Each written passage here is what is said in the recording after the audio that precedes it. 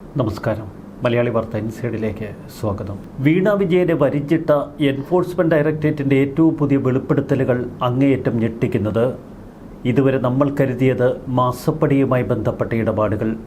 എന്നാൽ മാസപ്പടിക്കപ്പുറം വീണ വിജയനുമായി ബന്ധപ്പെട്ട മണി ട്രെയിൽ അന്വേഷണത്തിൽ ഞെട്ടിക്കുന്ന വിവരങ്ങളാണ് ഇ.ഡി. പുറത്തുവിടുന്നത്. ദുബായിലേക്ക് 85 ലക്ഷം രൂപയുടെ ഹവാല ഇടപാടുകളടക്കം 20 കോടിയുടെ ഇടപാടുകൾ.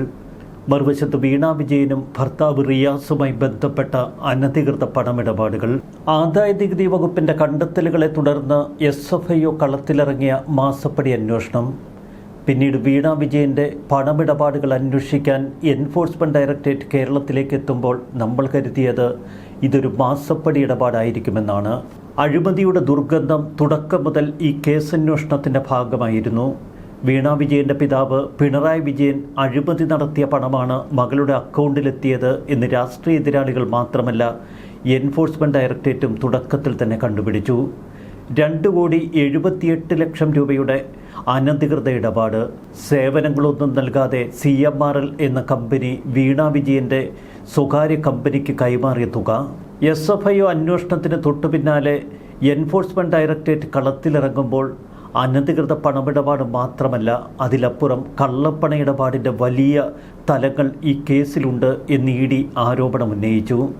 ഇ.ഡിയുടെ വരവിനെ രാഷ്ട്രീയമായി എതിർക്കുമെന്നും പ്രതിരോധിക്കുമെന്നും CPMന്റെ പ്രഖ്യാപനം. ഇപ്പോഴിതാ അന്വേഷണം അതിൻ്റെ അവസാന ഘട്ടത്തിൽ എത്തി നിൽക്കുമ്പോൾ ദുബായ് കേന്ദ്രീകരിച്ചുള്ള വലിയ മണി ട്രെയിൽ ഇടപാടുകളാണ് പുറത്തുവരുന്നത്.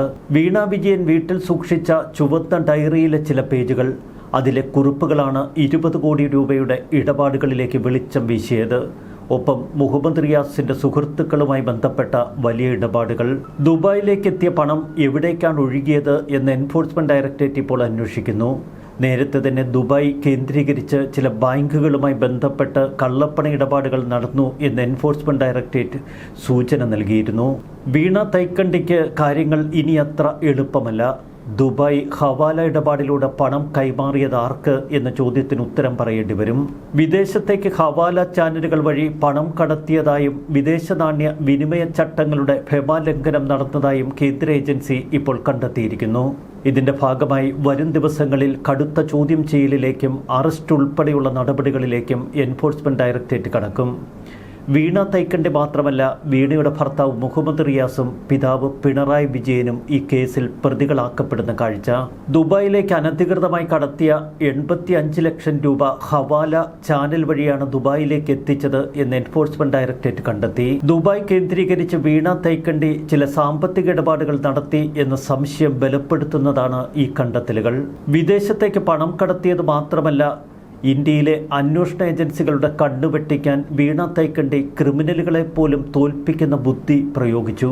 വീണ വ്യാജ സിം കാർഡ് ഉപയോഗിച്ചാണ് ആശയവിനിമയം നടത്തിയിരുന്നത് എന്ന് എൻഫോഴ്സ്മെന്റ് ഡയറക്ടറേറ്റ് കണ്ടെത്തി.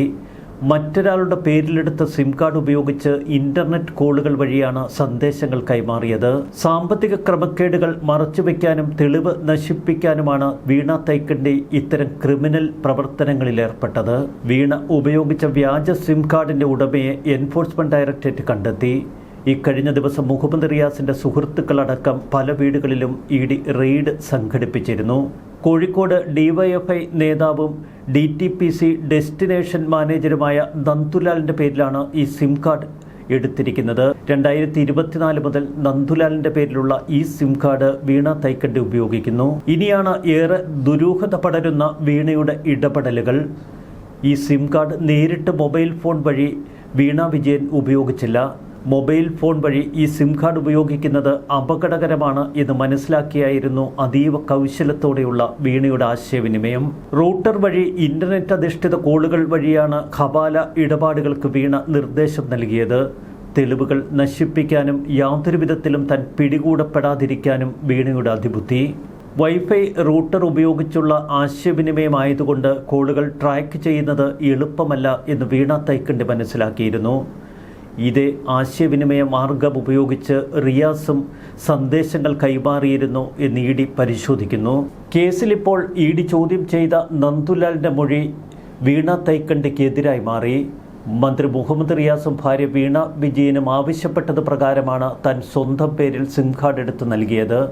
ഇത് എന്തിനാണ് ഉപയോഗിച്ചത് എന്ന് തനിക്കറിയില്ല എന്നാണ് നന്ദുലാലിൻ്റെ മൊഴി.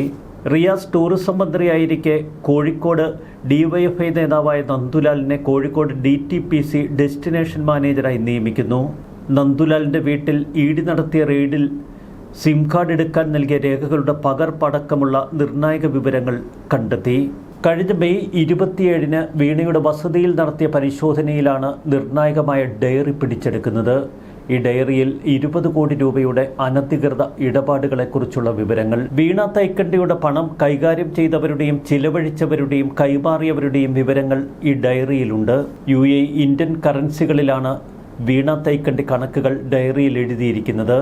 ഇന്റർനെറ്റ് കോളുകൾക്ക് വേണ്ടി സ്വന്തം പേരിലല്ലാത്ത സിം കാർഡ് വൈഫൈ റൗട്ടറിലൂടെ ഉപയോഗിച്ചതടക്കം വീണ തൈക്കണ്ടിയെ ഇനി കൂടുതൽ ശക്തമായ ചോദ്യം ചെയ്യലുകൾക്ക് ED വിധേയയാക്കും. MLA മുഹമ്മദ് റിയാസിന്റെ സുഹൃത്തുക്കളുടെ വീടുകളിലും സ്ഥാപനങ്ങളിലുമാണ് ഇക്കഴിഞ്ഞ ദിവസം ED മിന്നൽ റെയ്ഡുകൾ സംഘടിപ്പിച്ചത്. കോഴിക്കോട് കേന്ദ്രീകരിച്ച് 8 ഇടങ്ങളിലായിരുന്നു EDയുടെ റെയ്ഡ്. CPM ജില്ലാ സെക്രട്ടേറിയറ്റ് അംഗം കൂടിയായ P. നിഖിലിന്റെ ഫ്ളാറ്റിലും KCK ഡെന്റൽ ഉടമയും റിയാസിന്റെ സഹപാഠിയുമായ ഷൈജലിന്റെ അപ്പാർട്ട്മെന്റിലും തിരച്ചിലുകൾ തുടരുന്നു എൻഫോഴ്സ്മെന്റ് ഡയറക്ടറേറ്റ്. വീണയുടെ ഡയറിയിൽ പരാമർശിക്കപ്പെട്ടവരുടെ വീടുകളിലായിരുന്നു ED റെയ്ഡ്. ഇപ്പോഴിതാ ലേക്കർ ഇന്ത്യ എന്ന സ്ഥാപനത്തെക്കുറിച്ച് ഞെട്ടിക്കുന്ന വിവരങ്ങൾ പുറത്തു വരുന്നു. പിണറായി വിജയന്റെ മകൾ വീണ വിജയന്റെ ഉടമസ്ഥതയിലുള്ള ഒരു കമ്പനി. ഈ കമ്പനിയെക്കുറിച്ചുള്ള വിവരങ്ങൾ നേരത്തെ കേരളം കേൾക്കുന്നത് എൻഫോഴ്സ്മെന്റ് ഡയറക്ടറേറ്റ് പിണറായി വിജയന്റെ വീട്ടിൽ നടത്തിയ റെയ്ഡിനെ തുടർന്നായിരുന്നു. കോഴിക്കോട് കേന്ദ്രീകരിച്ച് 2023-ൽ ആരംഭിച്ച സ്ഥാപനമാണ് ലേക്കർ ഇന്ത്യ. 2 പേരുള്ള ഒരു പാർട്ട്ണർഷിപ്പ് സ്ഥാപനം. വീണ വിജയനാണ് ഈ സ്ഥാപനത്തിന്റെ മാനേജിംഗ് പാർട്ണർ. സ്ഥാപനത്തിന്റെ ഔദ്യോഗിക ഇടപാടുകൾ നടത്താനുള്ള പൂർണ്ണ അധികാരം വീണ വിജയന്. കോഴിക്കോട് സ്വദേശി അനീസ് കൊടമ്പിയ തറക്കലാണ് സ്ഥാപനത്തിന്റെ മറ്റൊരു പാർട്ണർ. ഇയാൾ സ്ഥാപനത്തിൽ തുല്യ നിശ്ചിത പങ്കാളിത്തമുള്ള പാർട്ണറാണ്. എന്നാൽ കൂടുതൽ അധികാരങ്ങൾ കൈയാളുന്നത് വീണ വിജയൻ. സ്ഥാപനത്തിന് വേണ്ടി ബാങ്ക് അക്കൗണ്ടുകൾ കൈകാര്യം ചെയ്യാനും റിട്ടേൺ ഫയൽ ചെയ്യാനും സർക്കാർ വകുപ്പുകളിൽ രേഖകളിലും കരാറുകളിലും ഒപ്പിടാനും അടക്കമുള്ള അധികാരവും വീണയ്ക്ക്. ഔദ്യോഗിക രേഖകൾ പ്രകാരം സ്ഥാപനത്തിന്റെ വിലാസം രേഖപ്പെടുത്തിയ സ്ഥലത്ത് ഓഫീസ് തുറന്നു പ്രവർത്തിക്കുന്നതിൻ്റെ യാതൊരുവിധ ലക്ഷണങ്ങളുമില്ല. ഇത്തരത്തിലൊരു സ്ഥാപനം ഈ കെട്ടിടത്തിൽ പ്രവർത്തിക്കുന്നതായി പരിസരവാസികൾക്കും അറിയില്ല. ഇടയ്ക്ക് ചിലർ വന്നുപോകും. അതല്ലാതെ മറ്റിടപാടുകൾ അവിടെ നടക്കുന്നുണ്ടോ എന്ന് പരിസരവാസികൾക്കറിയില്ല. സ്ഥാപനത്തിന്റെ പ്രവർത്തനവുമായി ബന്ധപ്പെട്ട് GST വകുപ്പിലടക്കം കൃത്യമായ നടപടികൾ നടക്കുന്നുണ്ട്. ജൂലൈ മാസം വരെയുള്ള റിട്ടേണുകൾ അവർ കൃത്യതയോടെ അടച്ചു. കൃത്യമായി പ്രവർത്തിക്കുന്ന ഓഫീസോ ജീവനക്കാരോ ഇല്ലാതെ അടച്ചിട്ട മുറിയുടെ മേൽവിലാസത്തിൽ ഒരു കടലാസ സ്ഥാപനം. ലേക്കർ ഇന്ത്യയും ഒരു ഷെൽ കമ്പനിയാണ് എന്ന സംശയമാണ് ഇപ്പോൾ എൻഫോഴ്സ്മെന്റ് ഡയറക്ടറേറ്റിന്. 2026 നിയമസഭാ തെരഞ്ഞെടുപ്പിൽ ബേപ്പൂരിൽ മത്സരിക്കുന്നതിനായി വീണയുടെ ഭർത്താവ് കൂടിയായി PM മുഹമ്മദ് റിയാസ് സമർപ്പിച്ച സത്യവാങ്മൂലത്തിൽ ലേക്കർ ഇന്ത്യയെക്കുറിച്ചുള്ള വിവരങ്ങൾ നൽകിയിട്ടുണ്ട്. ഹവാല ഇടപാടുകളിലൂടെ വീണ തൈക്കണ്ടി പണം കൈമാറ്റം നടത്തി എന്ന് എൻഫോഴ്സ്മെന്റ് ഡയറക്ടറേറ്റ് വാർത്താക്കുറിപ്പിലൂടെ അറിയിക്കുന്നു.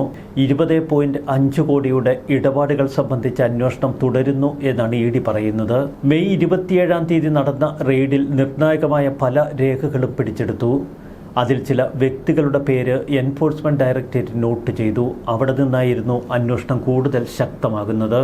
വീണ വിജയനെതിരെയുള്ള അന്വേഷണം ഇപ്പോൾ കൂടുതൽ വീറോടെയാണ് ED മുന്നോട്ട് കൊണ്ടുപോകുന്നത്. മറുവശത്ത് എൻഫോഴ്സ്മെന്റ് ഡയറക്ടറേറ്റിനെ വെല്ലുവിളിച്ച് മുഹമ്മദ് റിയാസ് കളത്തിലിറങ്ങി. EDയുടെ ഈ അന്വേഷണം പാർട്ടി പ്രതിരോധിക്കുമെന്നാണ് റിയാസ് പറഞ്ഞത്. നേരത്തെ പിണറായി വിജയന്റെ വീട്ടിൽ റെയ്ഡ് നടത്തി എൻഫോഴ്സ്മെന്റ് ഡയറക്ടറേറ്റ് സംഘം പുറത്തേക്കിറങ്ങിയപ്പോൾ അന്ന് പാർട്ടി പ്രവർത്തകരെ ഉപയോഗിച്ച് ED ഉദ്യോഗസ്ഥരെ ആക്രമിക്കുകയും വാഹനങ്ങൾ അടിച്ച് തകർക്കുകയും ചെയ്തു. പിന്നാലെ സൂക്ഷ്മമായ അവലോകനം നടത്തി അതിശക്തമായ നീക്കങ്ങളാണ് അന്വേഷണത്തിൽ EDയിൽ നിന്ന് നമ്മൾ കണ്ടത്. ഫെമ നിയമത്തിലെ ചട്ടങ്ങൾ ലംഘിച്ച് ദുബായിലേക്ക് ഹവാല ഇടപാടുകൾ വീണ വിജയൻ നടത്തി എന്ന് എൻഫോഴ്സ്മെന്റ് ഡയറക്ടറേറ്റ് തന്നെ അറിയിക്കുമ്പോൾ ഈ കേസ് എത്രത്തോളം ഗൗരവതരമാണ് എന്ന് നമുക്ക് മനസ്സിലാക്കാം. കേസിലെ തെളിവുകൾ നശിപ്പിക്കാനും അന്വേഷണ സംഘത്തിന്റെ നിരീക്ഷണം വെട്ടിക്കാനും അത്യാധുനിക സാങ്കേതിക വിദ്യകൾ ഉപയോഗിച്ചിരുന്നു എന്ന എൻഫോഴ്സ്മെന്റ് ഡയറക്ടറേറ്റിന്റെ കണ്ടെത്തലുകൾ. അന്വേഷണത്തിലെ ഏറ്റവും പ്രധാന വിവരങ്ങളടക്കം ഞെട്ടിക്കുന്ന വിവരങ്ങളാണ് ഇപ്പോൾ വാർത്താക്കുറിപ്പിലൂടെ ED പുറത്തുവിടുന്നത്. കേസുമായി ബന്ധപ്പെട്ട് വീണയെ ഇതിനകം തന്നെ 2 തവണ ചോദ്യം ചെയ്തിരുന്നു. അടുത്ത ദിവസം വീണയെ വീണ്ടും ചോദ്യം ചെയ്യാനായി വിളിപ്പിച്ചു വരുത്തുമെന്ന് ED വൃത്തങ്ങൾ സൂചിപ്പിച്ചു. വീണ വിജയനെ ചോദ്യം ചെയ്യുകയും അറസ്റ്റ് ചെയ്യുകയുമാണ് അടുത്ത നടപടി. ഇതിനെ എങ്ങനെ CPM പിണറായി വിജയൻ പ്രതിരോധിക്കുമെന്ന് കാത്തിരുന്ന് കാണണം. രാഷ്ട്രീയ കവചമൊരുക്കും എന്ന് മുഹമ്മദ് റിയാസ് പ്രഖ്യാപിക്കുമ്പോൾ മറുവശത്ത് CPM നേതാക്കൾ ആരും ഇതുവരെ പ്രതികരണവുമായി കളത്തിലിറങ്ങിയില്ല. പ്രതിപക്ഷ നേതാവിൻ്റെ കുടുംബത്തിനെതിരെ വരുന്ന അന്വേഷണങ്ങളെ കേന്ദ്ര ഏജൻസികളുടെ രാഷ്ട്രീയ പ്രതികാരമായി ചിത്രീകരിച്ച് പ്രതിരോധിക്കാനായിരുന്നു മുൻപ് CPM ശ്രമിച്ചത്. എന്നാൽ സാമ്പത്തിക രേഖകളടക്കം ശക്തമായ തെളിവുകളോടെ ED കളം നിറയുമ്പോൾ എങ്ങനെ CPM പ്രതിരോധിക്കും? ഇനി കേന്ദ്ര ഏജൻസികൾക്കെതിരെയുള്ള പോരാട്ടത്തിൽ CPM മുൻപ് സ്വീകരിച്ച തീവ്ര നിലപാടുകളും ആക്രമണങ്ങളും അതിൻ്റെ പ്രത്യാഘാതങ്ങളും കേരളം കണ്ടതാണ്. മുൻപ് ED ഉദ്യോഗസ്ഥരെ തടയുകയും ആക്രമിക്കുകയും ചെയ്ത സംഭവങ്ങളിൽ പ്രതികളായ CPM പ്രവർത്തകർക്കും പ്രാദേശിക നേതാക്കൾക്കും ദീർഘകാലം ജയിൽവാസം അനുഭവിക്കേണ്ടി വന്നു. അത്തരം വിഡ്ഢിത്തങ്ങൾക്ക് ഇനി പാർട്ടി അണികളെ കിട്ടില്ല എന്നതാണ് പിണറായി വിജയൻ നേരിടുന്ന ഏറ്റവും വലിയ പ്രതിസന്ധി. മാസപ്പടി അന്വേഷണത്തിൽ നിന്ന് ഇപ്പോൾ എൻഫോഴ്സ്മെന്റ് ഡയറക്ടറേറ്റിന്റെ അന്വേഷണം മണി ലോണ്ടറിംഗിലേക്ക് മാറിയിരിക്കുന്നു. ഇത് വെറുമൊരു മാസപ്പടി കേസിന്റെ തുടർച്ചയല്ല എന്ന് വ്യക്തമാക്കുന്നതാണ് EDയുടെ വാർത്താക്കുറിപ്പ്. 2017-20 കാലഘട്ടത്തിൽ CMRL എക്സാലോജിക്കിന് 2,78,00,000 രൂപ അനധികൃതമായി കൈമാറിയത് മാത്രമല്ല, വീണയുടെ മറ്റിടപാടുകളും ഇപ്പോൾ എൻഫോഴ്സ്മെന്റ് ഡയറക്ടറേറ്റിന്റെ അന്വേഷണ പരിധിയിലേക്ക് കടന്നു വന്നിരിക്കുന്നു. ആദായ നികുതി വകുപ്പ് CMRLൽ നടത്തിയ പരിശോധനകൾക്ക് ശേഷം inflated expense, cash generation, fictitious payments തുടങ്ങിയ കണ്ടെത്തലുകൾ നടത്തിയിരുന്നു. അതിൻ്റെ തുടർച്ചയായി SFIO അന്വേഷണ ഘട്ടത്തിലേക്ക് കടന്നു വന്നു. SFIO 2025 ഏപ്രിൽ 3 പ്രോസിക്യൂഷൻ കംപ്ലയിന്റ് സമർപ്പിച്ചതായി റിപ്പോർട്ടുകൾ സൂചിപ്പിക്കുന്നു. SFIO അന്വേഷണത്തിൽ CMRL 182 കോടി രൂപയുടെ അനധികൃത കൈമാറ്റങ്ങൾ നടത്തി എന്ന ഗുരുതര കണ്ടെത്തലും. പിന്നീട് 2026 മെയ് 26 കേരള ഹൈക്കോടതിയുടെ ഒരു നിർണായക ഇടപെടൽ. CMRLനെതിരെയുള്ള എൻഫോഴ്സ്മെന്റ് ഡയറക്ടറേറ്റിന്റെ കേസ് റദ്ദാക്കണമെന്ന ആവശ്യം കോടതി തള്ളിക്കളഞ്ഞു. മെയ് 27 കേരളം കേൾക്കുന്നത് പിണറായി വിജയന്റെ വസതിയിലടക്കം 10ഓളം ഇടങ്ങളിൽ എൻഫോഴ്സ്മെന്റ് ഡയറക്ടറേറ്റിന്റെ മിന്നൽ റെയ്ഡിനെ കുറിച്ചുള്ള വാർത്ത. ഒടുവിൽ 2026 ജൂൺ 17 വീണ വിജയൻ കൊച്ചിയിലെ എൻഫോഴ്സ്മെന്റ് ഡയറക്ടറേറ്റ് ഓഫീസിലെത്തി ചോദ്യം ചെയ്യലിന് വിധേയയാകുന്നു. അന്ന് 8 മണിക്കൂറിലധികം വീണ വിജയനെ എൻഫോഴ്സ്മെന്റ് ഡയറക്ടറേറ്റ് ചോദ്യം ചെയ്തു. ജൂൺ 25 വീണ വിജയൻ വീണ്ടും EDക്ക് മുന്നിൽ 2ാം ചോദ്യം ചെയ്യലിന് ഹാജരായി. ജൂൺ 19 തിരുവനന്തപുരത്ത് HDFC ബാങ്ക് ശാഖയിൽ എൻഫോഴ്സ്മെന്റ് ഡയറക്ടറേറ്റിന്റെ മിന്നൽ റെയ്ഡ്. വീണ വിജയന്റെ സാന്നിധ്യത്തിലായിരുന്നു പരിശോധന നടന്നത്. ഇത് EDയുടെ ഒരു സാധാരണ റെയ്ഡല്ല എന്ന് കേരളം അന്നേ ഉറപ്പിച്ചു. ഒടുവിൽ 2026 ഓഗസ്റ്റ് 19 എൻഫോഴ്സ്മെന്റ് ഡയറക്ടറേറ്റ് പുതിയ ആരോപണങ്ങളും തെളിവുകളുമാണ് പുറത്തേക്ക് വിടുന്നത്. ഒരു കാര്യം വ്യക്തമാണ്, വീണ വിജയന് രക്ഷപ്പെടുക ഇനി അത്ര എളുപ്പമല്ല. കുരുക്ക് അത്ര ശക്തമാണ്. വിദേശ ഹവാല ഇടപാടുകളടക്കം ഒരു മുൻ മുഖ്യമന്ത്രിയുടെ മകൾ വളരെ ഗൗരവതരമായ കേസിൽ അകപ്പെട്ടിരിക്കുന്നു. ജയിൽവാസമല്ലാതെ മറ്റെന്താണ് ഇനി അവർക്ക് മുന്നിൽ? ഒപ്പം പിണറായി വിജയനും മുഹമ്മദ് റിയാസും ജയിലിലേക്ക് എടുത്തെറിയപ്പെടുമോ എന്ന് കാത്തിരുന്ന് കാണാം. ന്യൂസ് ഡെസ്ക് മലയാളി വാർത്ത ഇൻസൈഡ്.